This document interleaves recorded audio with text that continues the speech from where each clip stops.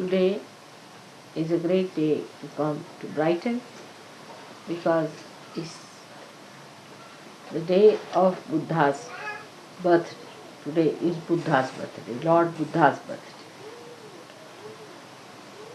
You all have heard about his birth and that his mother dreamt of an elephant, of a large white elephant, before the birth of Buddha.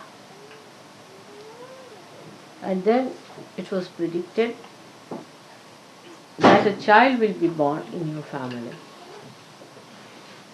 who will be either a great saint or a very great king, as in Sanskrit called Chakravarti, means the one who is the ruler of the whole world.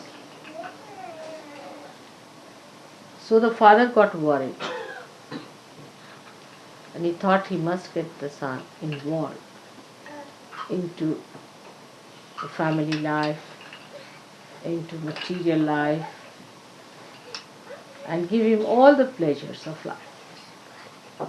So he built a very special place for him, beautiful palace to live in. And where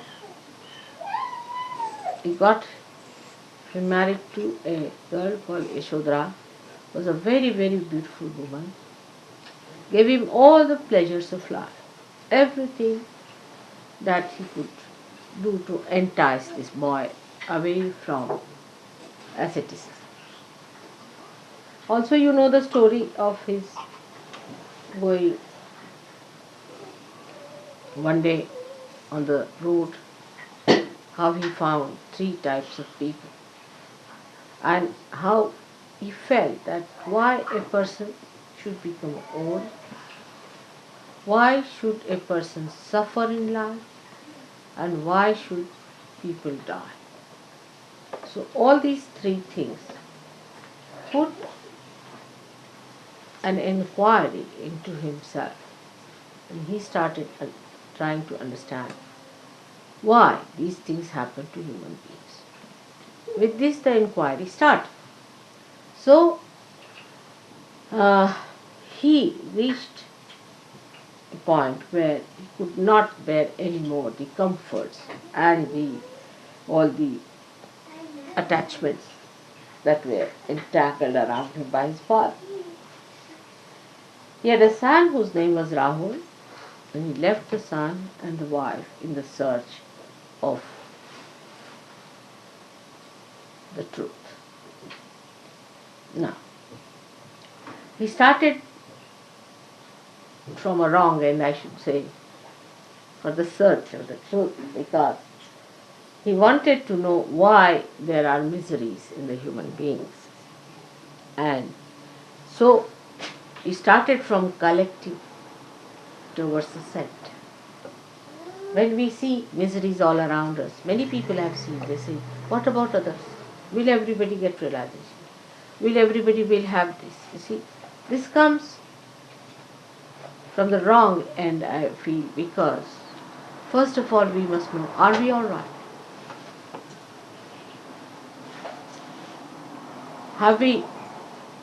Are we perfect? Are we full of joy? Have we received the absolute knowledge? If you start from this point, it's always better. Because he started from the wrong point, searching it from the collective, to remove the miseries of the people, he had to go in a very roundabout. So he read all the books and Vedas, and this he went to big pandits, to all the great knowledgeable people, to meet them, to ask them the answer why there are these three things. That is, the roga is the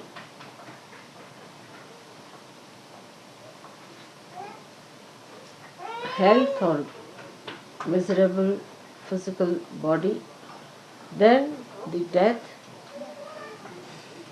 and the old age. Went and asked so many people, and they said, you have to die because you are born. And then they said that you have to become old because you are born like that. And you have to suffer because you commit sins. He was not satisfied with his answer. So he went on searching and searching and searching. Then he got tired, absolutely fed up. When he went to a place called Gaya, very near Patna it is, I have seen the place and the tree. And he sat under a banyan tree where he slept off because he got so tired of his seeking. And after the sleep he got up and suddenly he got his realization. And he thought the whole drama is over. Now his mother herself was Adi Shakti, who gave him the birth.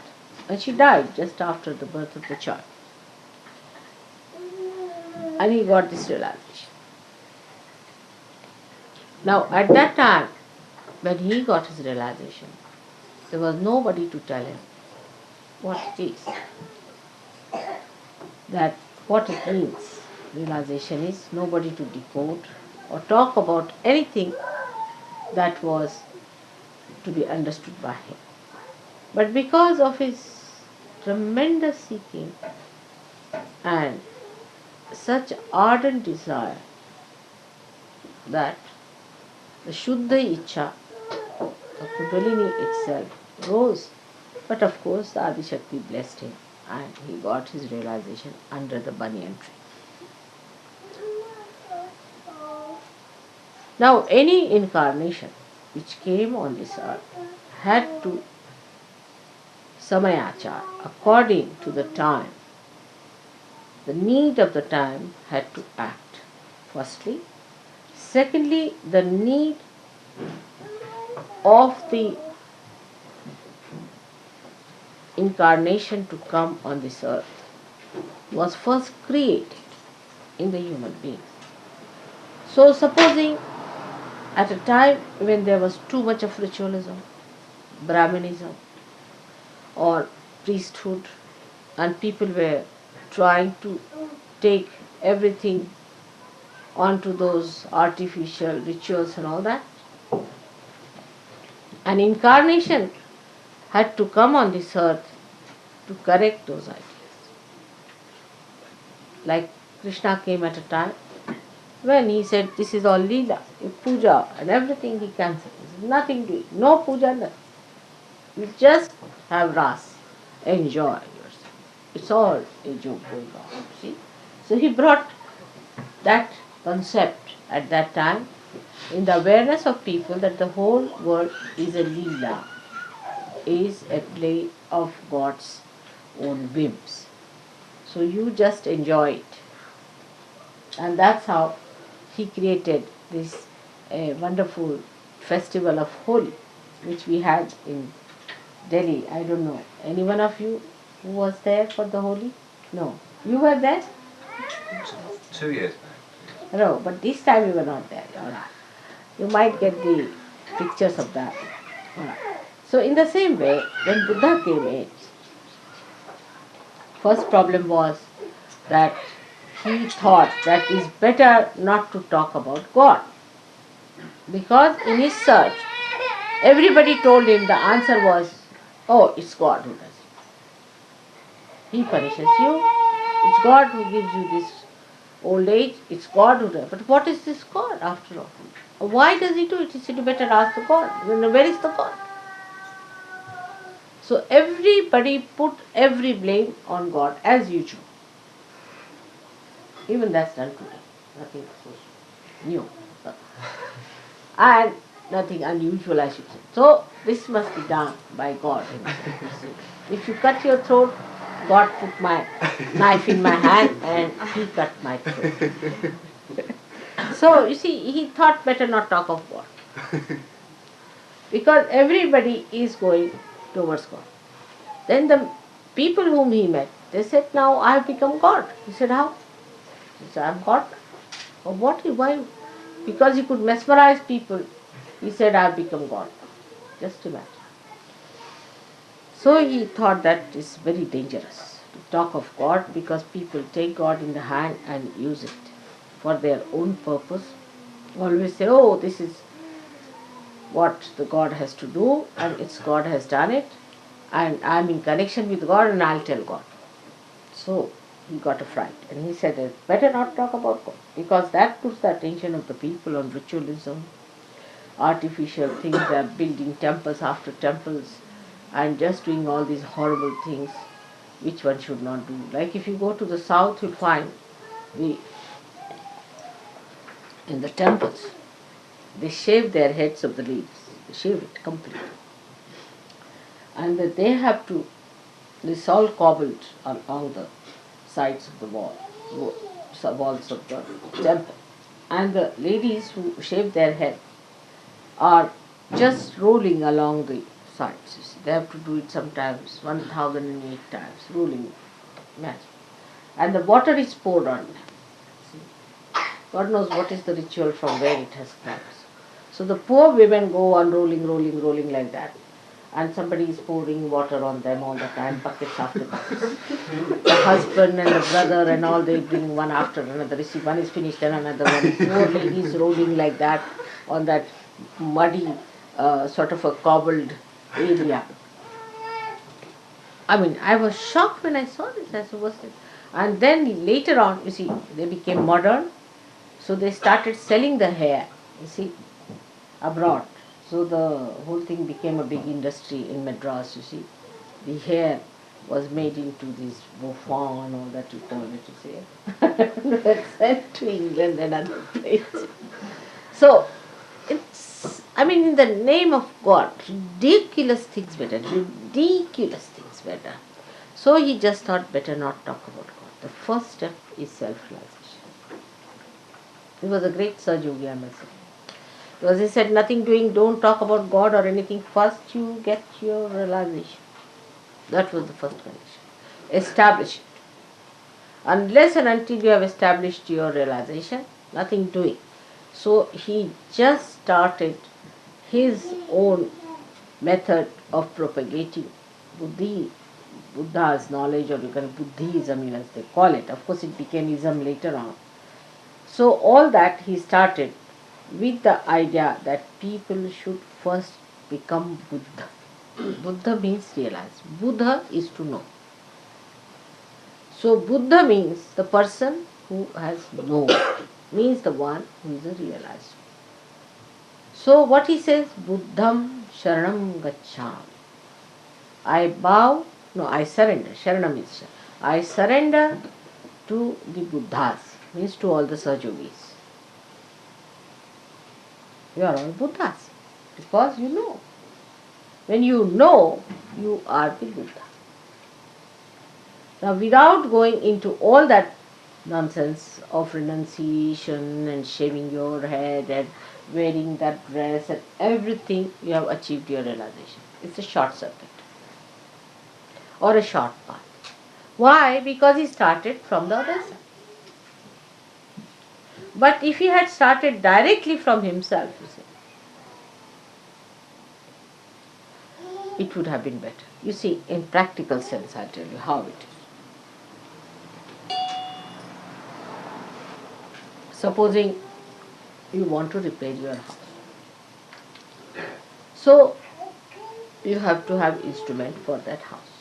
But supposing you are worried about all the houses of the world and you start repairing. Neither you will repair other houses nor yours. So first you must practice on yourself. Put your attention to yourself. It also is a method by which you avoid seeing the point, seeing the reality. That if you are not all right, how can you improve the whole world? So when your attention goes to other things, you must know that there is something wrong with you first of all, which must be corrected. And that's why it took him so much time to go round and round and round. He had to give up his wife, give up his family, give up everything and get to realization. Because by giving up everything, he realized that it is he who should achieve. It's a very circuitous way. But you can just say it doesn't exist anything, first let me get all right. That's Sahaja. Now what happened? That became a method for people to achieve God. Many people think that you must suffer like Christ to achieve God. You must renounce the world, then achieve God. Actually, renouncing the world and all that is just a myth. How do you renounce the world? It's myth. What are you renouncing? I mean, in any case, you can't carry this with you, can you? I mean, can you even carry, I would say, even a thread? Nothing. When you come like this. You are born with closed fists. When you go, the hands are like this also. Have you ever seen a dead corpse? He always has his hands like this. Nothing empty. Just going like this. So you don't take anything from here. So this renouncing this, I renounce that, I give up this, I give up my wife, I give up that. Has no meaning. Because it's a state of mind in which your being becomes, I don't know the English word for that, which doesn't stick to something. What is it called? No. You see, any substance that doesn't stick to anything. I mean, we have all kinds of stick plasts. Unattached. Unattached. No, but that quality. There's a quality of the temperament which doesn't stick to it. Doesn't stick to anything. I mean, you put it here, it will come out. You can say the soap or something like that. Like mercury, mother. Huh? Like mercury, it just flows. Like mercury. But mercury also you can apply sometimes, with heat. But this is something beyond mercury. It's absolute, which doesn't stick to anything. You see, you just become like that. Oh, you do wear this, you wear that, you have this, all right. You are never. The name of the goddess is Nirmama. Nirmama. That for her nothing is her own. You see, she doesn't stick to it. She is in everything, but she doesn't stick to anything. For example, now see the light here. It's not sticking to anything, it exists by itself. Doesn't stick to anything. This is the nearest you can say, it doesn't stick to anything. Any but thing tries to stick it, you see, gets burnt. That's a good idea. So this is what it is. This is called an enlightened person. Doesn't stick to anything. And whatever tries to come very close gets burnt off. So, such a person is not attached to anything. But that's not a mental thing that you can do that, oh, I'm not attached to you. See, it's very common in this country especially, I hate you. But you can't hate anyone. How can you? And nor can you love anyone, because the attachment cannot give you both the qualities. You see, because you are attached to someone, you say that you hate, simultaneously you are loving that. Because these are the dual qualities of attachment. See? So once you have attachment, you have both things. One moment you hate, another moment you love, another moment you hate, then you love and you don't know what's the matter with yourself. But the thing is, the quality of the mind is such that it is either getting attached mentally or either getting detached mentally.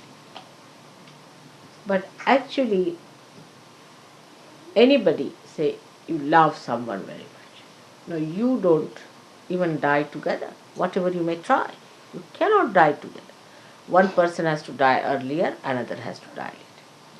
So the answer to his question that he asked was, why all these things are caused? So he said, it is because of desire. Because of human desire. all problems are caused, like the death, like the old age, or the sickness are caused by desire. Now see in Sahaja Yoga language how we should understand him. Is the desire, as you know, is the left side. Left side gives you death. When the left side is very much used, you get to death ultimately when it is exhausted. When the left side is out, desire, you also get sickness. And when the left side is used too much, you get your old age. Of course, the right side is the one which does it, but the left side is the originator. If you have no desire, you won't go into the right side. First is the desire. The starting point is the desire. He reached the point all right, but he didn't clearly say what desire means. Desire means the left side. When we have the pure desire, which is the Kundalini, then all these things are neutralized. When the Kundalini rises, the pure desire, the real desire, the only desire, it gives you the absolute by which you don't get old, you don't die, and you do not get sick. Because you achieve that which is eternal. It does not die. You become the spirit. When you want to die, you die. When you want to be reborn, you are reborn. And you have that realized temperament within you. It does not die. That's what you take with you. Now you take your realization with you when you die. So what he tried to say was to build up that we should not have any desires. Now, because, you see, his passage was like that. He went from one to another, giving up this desire, that desire, that desire, that desire. Ultimately he came to Kundalini. It's the same. Yan neti neti vachanai nigamo avochus. When you got saying not this, not this, not this, not this, not this, then you go to a point where you say, then what ultimately left is the desire, which is the pure desire. The desire, that is the Kundalini. Say for example, you say, I'll have a house. No, I'll not have a house. I'll have a car. No, no car. No, I'll not have a wife. I'll not look at any woman. I'll have nothing to do with it. I'll give up this, give up that, give up that, give up that, give up that. Till you reach a point where you are at an absolute point. And there you realize that the Kundalini rises. But I think it is going too far. Why not start from the Kundalini, right? There. It's a simple thing. So Sahaja Yoga is the other way around stuff. Is that you better start from the Kundalini and neutralize all your left side. You see the point now? That's why Buddha was always regarded as an atheist. He was not. He was not an atheist. But as a matter of policy, he and Mahavira, they were contemporary. They decided, let's not have the name of God anywhere near. Because once you start the God business, big philosophies are built and people just start claiming it. I mean, they become that. Actually, anybody who reads Gita becomes a sort of a Krishna. Shri Krishna himself is the way he talks. People, I mean, you can be shocked the way they talk, as if they are Shri Krishna giving an advice to Arjuna, sitting on a chariot. They behave in that manner, their style is like that. I met one fellow called Chinmayanand, and I was amazed, the way he was talking. I was surprised. I mean, he was just behaving like Shri Krishna, of course, horrid looking, but he thought he was Shri Krishna himself, you see. So that's what identification takes place with human beings. When they start talking about God or His ways and others. So he said, all right, put that out. Just talk about self-realization. That's the first step. And Mahavira joined hands with him. It helped that time very much. To all the people who were in the name of ritualism, you see, they would say it's very difficult, Hinduism is the most difficult thing. You have to fast on Sunday because of the sun, Monday because of the moon, Tuesday because of the Mars, like that went on and on. And when do you eat your food? If you have to achieve God, then you have to take your bath at 4 o'clock and do this and do that and shave your head, and then you become a sannyasi, and you can't eat this and you can't eat that and you can't do that, all those things ritualists they started. But he felt that supposing if you take to sannyasa, so half of your desires are finished. You are a sannyasi, you are doing God's work, and there is no need to have a family or anything, so half of your desires are finished. If you have a family, then you want to do something for the family, you have to look after your family, and all that is to be done. But he did not realize that he was a realized soul, others were not. You see, if a realized soul does that, it has no difference to him. Whether he has a family or no family makes no difference to a realized soul, because he is not attached. But to a person who is not a realized soul, supposing he'll give up his car, he'll give up his house, go to the Himalayas. There what he'll do? He'll have a hut and have a barbed thing around. Then he may think of a Georgian style of a house, if he is an Englishman.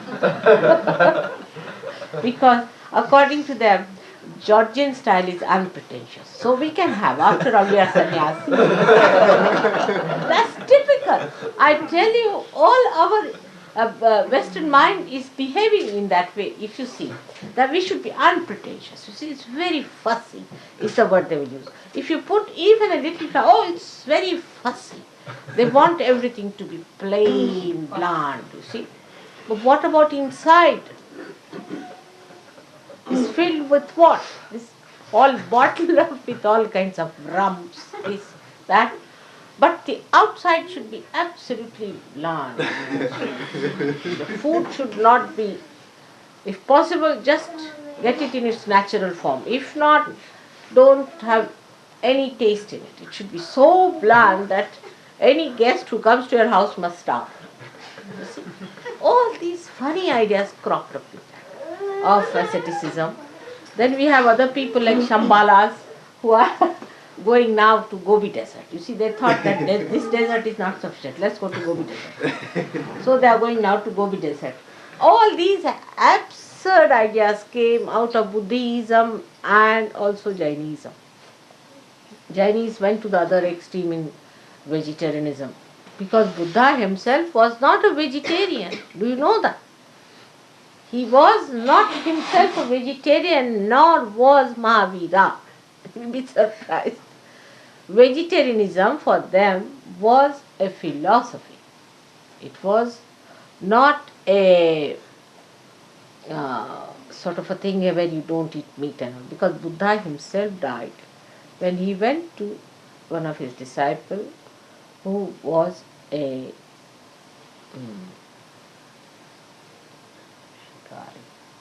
hunter. And the hunter had killed a wild boar. And he said that the wild boar has been killed just now and it will take some time to cook. It's rather half done.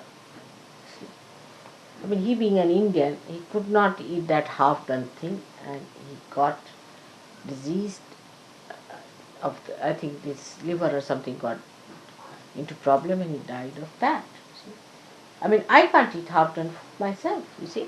This is half done now. Half done is a horrible stuff, but we eat because it is unpretentious, you see, or some sort of a thing. People have idea it's not, it's very next to the nature, you see, this is what is coming. But is all deliberate. You are attached inside. Outside, if you behave like that, you are not going to become that. Like hippies have an idea, if they live like primitive people, then they become primitive. You cannot, your brain is modern. Just by living, you see, wearing a wig like a hippie, can I become primitive? I cannot, my brain is modern, you see. That's what people don't understand, that we are too deliberate. And all these deliberations can be only reduced if your self comes into your attention. Otherwise, all these are just our mental projections. So all this sannyasa and all these ideas came. Gradually, everyone who came on this earth, people have really made a mess out of them. And Buddha's mess has gone to such an extent that if you see that, you'll be shocked. It went into many formations. But I heard from my son-in-law that he went and visited some of the caves where the very early Buddhists lived in the caves, because they were not supported by kings or anything. So they had a very bad time. And they used to live in the caves. And what my son-in-law told me, that in the caves there are writings in Sanskrit, in Pali, and in Indian script, saying that it is the spontaneous happening that can bring forth the self-realization. He's got that photographed. So it's coming forward. You see, so they knew about the Sahaja. They knew about it.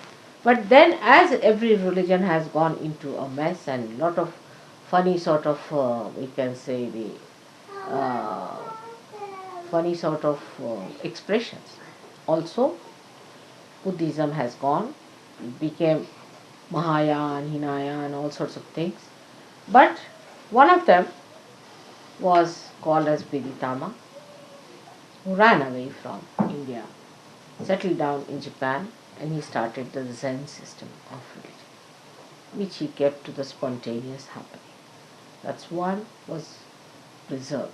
Another was the Lao Tse style, who did not talk of God and of Buddha, but of Tao itself, the energy, or we can say about the Adisha. So these two good things came out of it. While they searched back into the history of China, and they found out the Adishakti lived many years back there as Kuan Yin. And that's how Kuan Yin was established as a goddess for many Buddhists. Now then, Buddha also got into another form, because there was a big competition between Hindus of those days, and the Buddhists. So they wanted to form. For ordinary people, it's very difficult to understand the philosophy. So they thought that we should have Buddha expressed as he has been and he will be. So they formed their, see, as you say, he's a Maitreya is going to come, the future Buddha is Bodhisattva, and they started making his statues and everything. So they made Buddha as the god. They started using him to represent the divine power, giving him forms and things. And like that, many things happened. But Buddha himself was so much frightened of the ritualism that they said, you should not worship anything, you should not build any temples. So, you see, the loophole was found out. If temples are not to be built, we'll build stupas. Now, in the stupas, they put the tooth of Buddha. Of course, that was sensible to do, I must say. But, of course, Buddha had said not to do it. And they put it there. He had two disciples called as Sariputta and Mogala. They were very good disciples of his. And their bones were collected after they were burnt out and were put in the stupas. That was something definitely sensible to put them there. Of course, the bones and all these things should not be disturbed, because it's not good. It creates a problem for the body. But at least if they have put it there in the Mother Earth, it would have been all right, but they put it in caskets. Now the first casket was made of gold, the second of silver, the third of iron, the fourth one of wood, sort of thing, mummified those things. But that was a very wrong thing to do, because if you go on keeping like that, some parts of the body of these great people, it can hamper their rebirth or their body which they want to again incarnate. But hair is alright or nails are alright, but you shouldn't keep the part of their body like that. And this kind of thing gave another nonsensical ideas to horrible human beings. What they did, that they thought that if we have to keep some part of the person who died like divine person, why not we cut the hand of someone and like that. So in Tibet and all these places, especially in Ladakh, see, they used to cut the hands of the people when they died, and big ritual for the dead, and then they started going towards the dead. So they started moving towards the left side. Most of the Buddhists moved to the left side, which was absolutely prohibited by Buddha, because he is on the right side. He said, cut down your desires. Do the karmas without the desire. This was his idea. Activate your right side without the desire. This was his philosophy. But all of them are left-sided.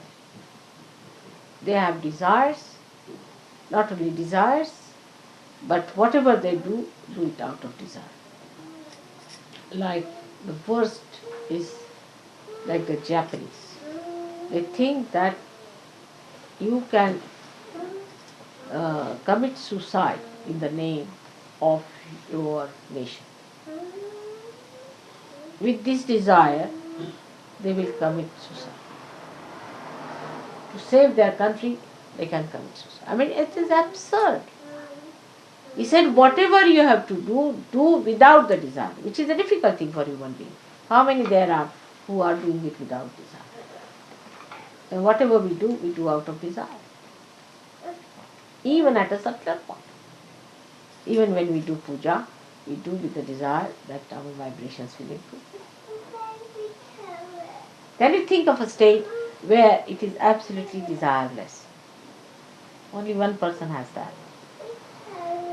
There's no desire. Desireless. The whole thing is done without any desire, so there is no disappointment. There is no unhappiness. You are going to America knowingly that is going to be a horrible experience. But it's a joke. Just going to see the joke. Without any hope. Maybe it might work out to be something tremendous. But no desire. See, it's so desireless, the whole personality is, that even if I have to desire for something, I have to ask you better desire, because I have lost the sense of desire. So many times I have said, you better do it. Unless and until you pray to me, I can't do it.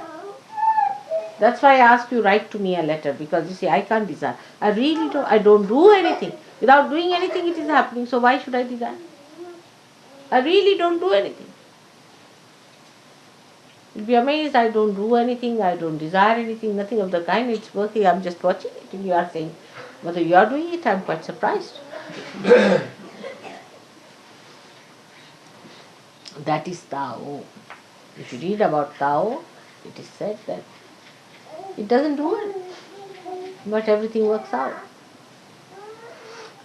So this is what he said, which was all Sahaja, that you have to be desireless and do everything, and he is the one who controls our ego. Because if you have no desire, you will have no ego either. Ego is only built up when you have a desire to do something. That is, you just do it for fun, just for joy, just for doing. Then how will you build up ego? You cannot. Like an artist is painting just for fun and throwing it out. Creating something just for fun. That's what God is. Not with a desire to achieve something. I mean, the desire is so gross, can be extremely gross. It can become subtler and subtler and subtler. That's a good way. But it can be very, very gross also. Like some people can believe that, you see, I should paint it because I'll get so much money. Or I can sell it to somebody who may be the worst man, but I'll sell it because I can get more money. That's absolutely the grossest of all, you see. That you can go to the most sinful things, I don't know. There can be even worse desires than that. Can be very many. But on this auspicious day we should not think of them, which are there like that.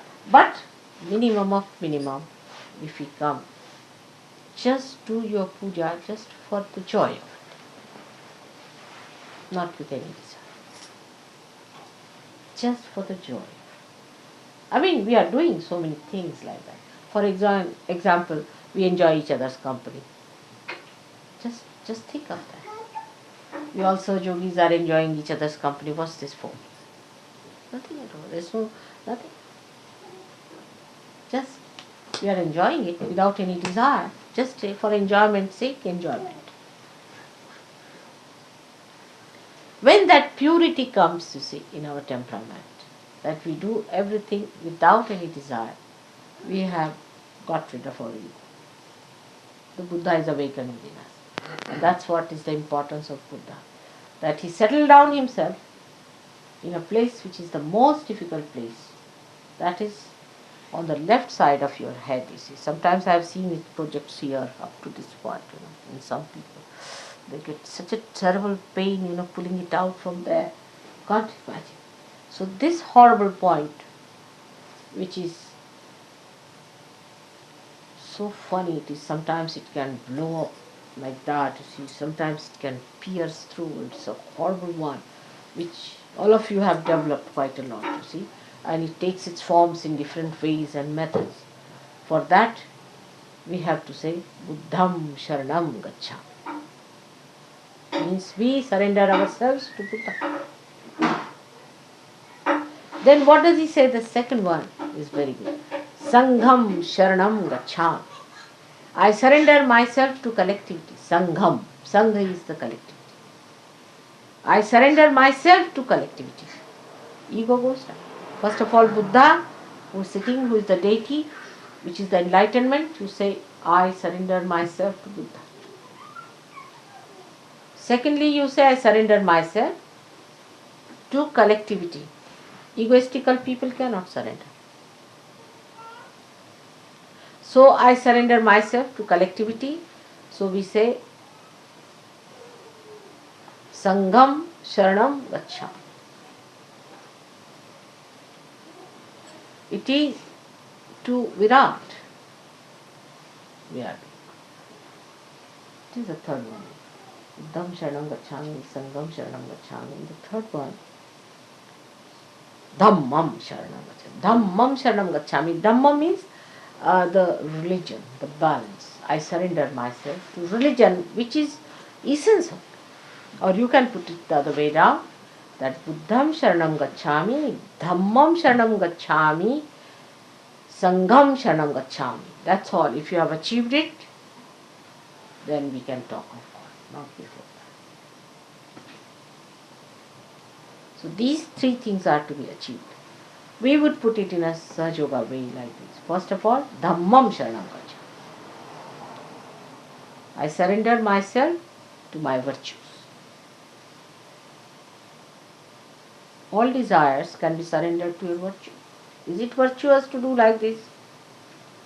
You can. If you are brought up that way, you will just not do it. You will have no desires to do something that is not virtuous and righteous. You will just not do it. So, Dhammam Sharanam Gacchami. Then you should say Buddham Sharanam Gacchami. Means I surrender myself to my enlightenment. This is the second state when you are ascended.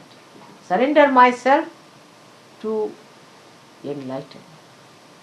Enlightenment that I have got to my spirit. Is the spirit who is going to guide me. No more my physical, mental, emotional, nonsensical temptations. But what is the spirit? And thirdly, the Sangham Sharanam Gacchami, to the collectivity, to the whole, to the Virat. This is the way we have to work it out. So ultimately reach the same point. That let me start it from myself. From myself to others, not from others to myself. It's like treating the tree from outside, not from the roots. But Sahaja Yoga treats you from the roots. First you get your realization, Alright? Then you learn how to surrender yourself to your dharma. Then you become collectively conscious. Collectivity is a temperament. It's a sense of enjoyment that you get in the collective living. Unless and until you have that, you are not achieved.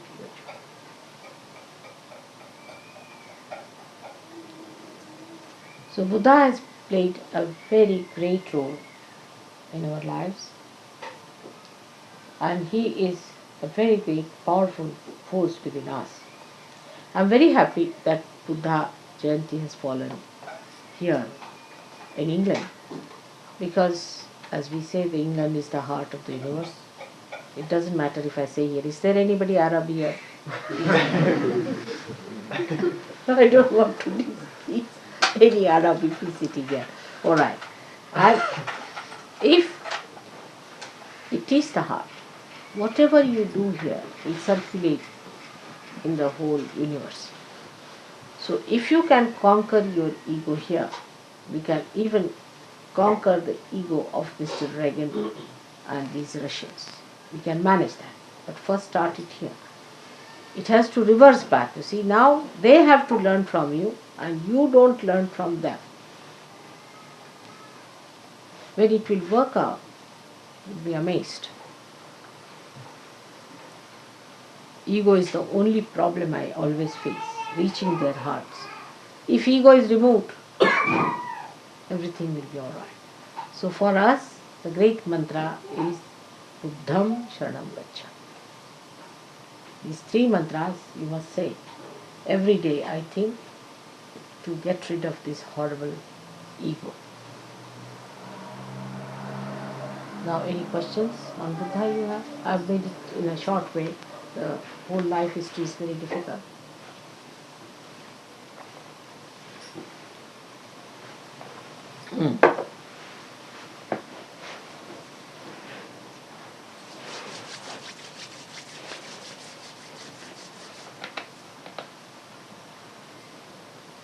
It's receding, ego.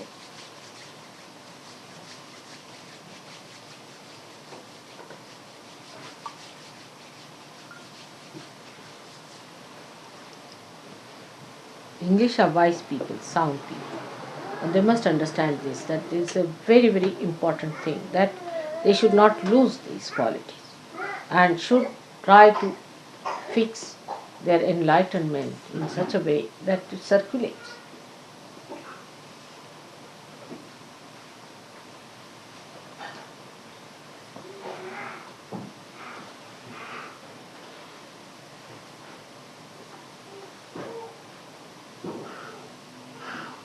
Any question?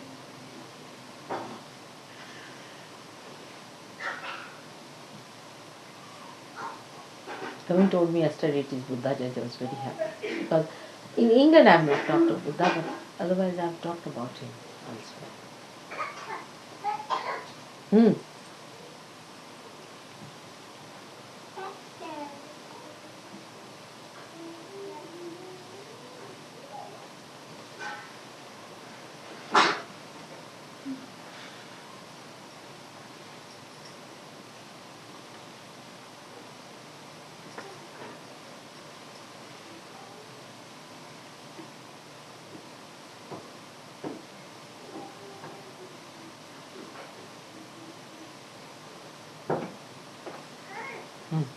So now, that's why I wore, you see, a Buddha shawl.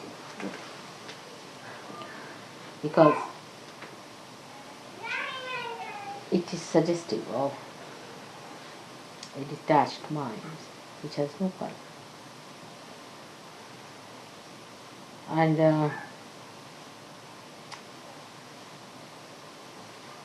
there could be a personality which is colorless. But you can have it covered with colors to make others happy. So, when you are a realized soul, whatever you do is natural. whatever you do. If I am wearing this, now I am a Buddha. When I take it out, I am Adi Shakti. It's not a drama, it's a fact. But if you are not a realized soul, before that whatever you do is just a drama. For example, this is an artificial thing. I put my hand there, anything, nothing will burn. But if it is real, it will definitely burn whatever I may try. It's like that.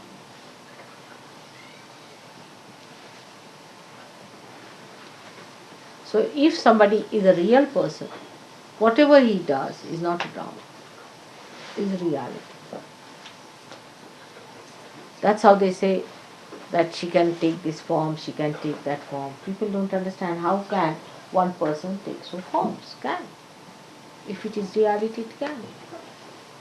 Like the Mother Earth, she is a reality, and the sap that is coming from the Mother Earth takes so many forms. See her power. Flowers, this wood, different colors, fragrance, so many things. This one Mother Earth is producing all this.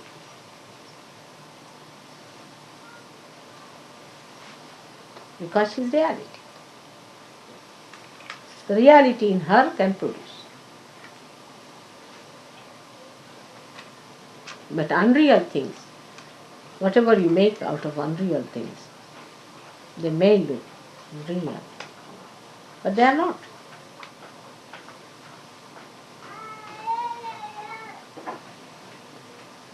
So now let us have the puja. And for the rituals also he said, because most of them were unrealized souls in those days, that they, whatever puja they did was unreal. It was not real. Had no meaning. It was giving no effect. See, worshipping a person who is unreal, or any deity who is unreal, or those who were not real people, the realized souls. What's this of unrealized people worshipping? I mean, I would not allow any unrealized person to worship me at all. You see, I always tell people, unless until they are perfectly Sahajogis, you know them, they are good, please don't bring them for puja. It's troublesome to me, much more than to them. You see, they also feel obliged, as if, you see, they are obliging me. They think so, by worshipping me, I don't know. But they don't know how much they are troubling me by coming here without realization. So the ones who haven't got realization are really troublesome. They don't help me. So the myth some people have, that if they come to a puja before realization, they'll get realization. It's not true. Should not bring anyone who is not a realized soul or who is not a Sahajogi to a puja. It's troublesome, and that person also starts doubting this, that. It's better not to do such a thing, because also such a person is half-baked. So no use giving me half-baked cakes. I'm spoiling the half-baked cake also permanently, because if you take out a half-baked cake, see, it's spoiled forever. I can't eat it, nor you can bake it again. See, what's the use of bringing somebody who is half-baked?